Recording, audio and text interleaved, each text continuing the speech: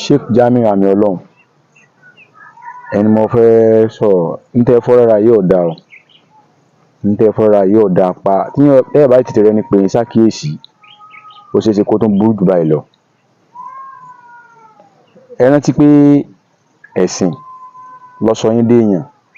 ẹ̀sìn ló fún yín níyì, ẹ̀sìn ló fún yín lápọ́nlé, ẹ̀sìn tó wá fún yín lápọ́nlé ẹ ti fẹ́ sọ ẹ̀sìn ọ̀hún ẹ ti fẹ́ sọ di awẹ́wà, ẹ ti fi ń ṣawẹ́wà. Ọ̀nà wo lẹ̀ ń gbà fi ṣawẹ́wà ni pé àwọn ìṣesí kan wà tẹ́ ń ṣe rẹ́ pé kò bá ẹ̀sìn ọ̀tàkò ṣùgbọ́n kò bá ẹ̀sìn mu, kò fún ẹ̀sìn lápọ́nlé, ó ń yẹpẹrẹ ẹ̀sìn ni. Lọ́nà wo? Ẹ wo orú tẹ́ ẹ ṣe ń jò ní ẹ wà lórí mímbàr lọ́jọ́ Júmọ́à tẹ́ kí jímọ̀ fáwọn èèyàn, ẹ dé cap,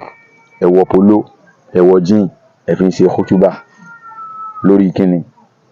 Ṣé kán sọ pé ẹ wà civilize àbọ̀ ẹ lajú àbí nǹkan kan? Abala yẹn báwọn. Ní tí ò yé ọ̀pọ̀lọpọ̀ ni pé ìmúra àti tí ó jáde lẹ́nu ó ní í ṣe pẹ̀lú orí ẹ̀mí àwọn èèyàn. Ní tí ń bẹ lórí ẹ̀mí àti ìmúra àti tẹ́ ń sọ lẹ́nu ó ní í ṣe pẹ̀lú orí ẹ̀mí àwọn tẹ́ fẹ́ bá sọ̀rọ̀. Tẹ́lómi bá ń wo aṣọ ara yín lásán báyìí lásán, Ọlọ́run sì máa lo aṣọ yín sábà bí ìmọ́lẹ̀ lórí ẹ̀mí rẹ̀. Ló fi jẹ́ pọ̀pọ̀lọpọ̀ wá tẹ́ ń ṣe lónìí kò tún nǹkan kan lára àwọn èèyàn mọ́. Ìyẹn lọ báwọn.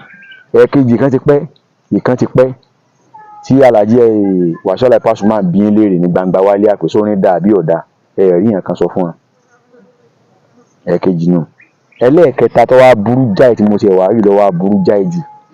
ó ní ẹ wá wò sùnsùn ẹ wá lọ sáàárín àwọn tẹ́ ẹ mọ̀ wípé ọ̀tá ẹ̀sìn ni wọ́n kàn láwọn ṣe wọ́n kàn pera wọn ní mùsùlùmí ni. Wàláhì wọn ò rí mùsùlùmí gẹ́gẹ́ bí nǹkan gidi nílẹ̀ Yorùbá, wọ́n rí mùsùlùmí gẹ́gẹ́ bí mọ̀dàrú, bí ẹni tí ń ba nǹkan jẹ́ nílẹ̀ Yorùbá. Ẹ wá láàárín wọn ẹ wá ń lẹ́ lọ ṣe Ramadan lecture fáwọn wo sáwọn tí ó gba àwẹ̀ mélòó ni wọ́n ní gbà tí wọ́n bá ń gbà àwẹ̀ ǹjẹ́ ni wọ́n ń kírun ǹjẹ́ ni wọ́n nígbàgbọ́ gẹ́gẹ́ bí mùsùlùmí. Ẹ wá lọ sáàárín wọn kí wá sí pé tó bá yẹ pé wá lọ bẹ̀ tẹ́ ẹ lọ nílò àáfàá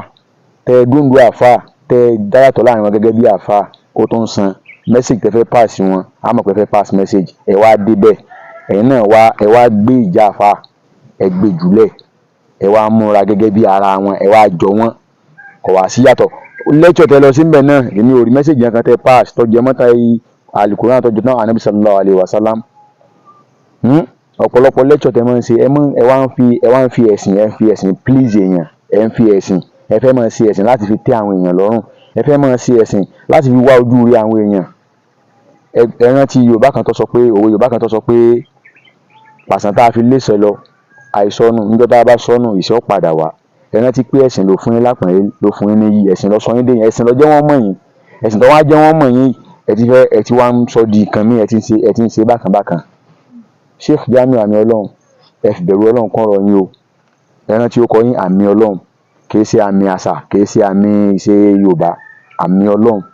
Ẹ̀sìn ló sọ yín déyàn ẹ wá débẹ̀ ẹ wá kọ ẹ ní ẹ wá gbé lẹ̀kẹ̀ ọrùn. Ẹ sọ bí Ànábì ti fi lẹ̀kẹ̀ ọrùn, ẹ sọ bí ó ti lo chain sọ́rùn. Ẹ̀gbà ọrùn àwọn onímọ̀ lò obìnrin lẹ̀gbà ọrùn wà fún kò sí fọkùnrin. Ẹ̀gbà ọwọ́ lọ́pọ̀ ẹ bá fi lẹ̀kẹ̀ ọwọ́ a lè sọ pé ń tẹ́ ẹ ṣe ọ̀dà àbí nǹkan kan. Kódà ìlẹ̀kẹ̀ tẹ́ fi ọwọ́ ó nírú ìlẹ̀kẹ̀ tẹ́ fi ọwọ́ torí pé àwọn ìlẹ̀kẹ̀ kan wà tẹ́ bá ti lò tẹ́ pé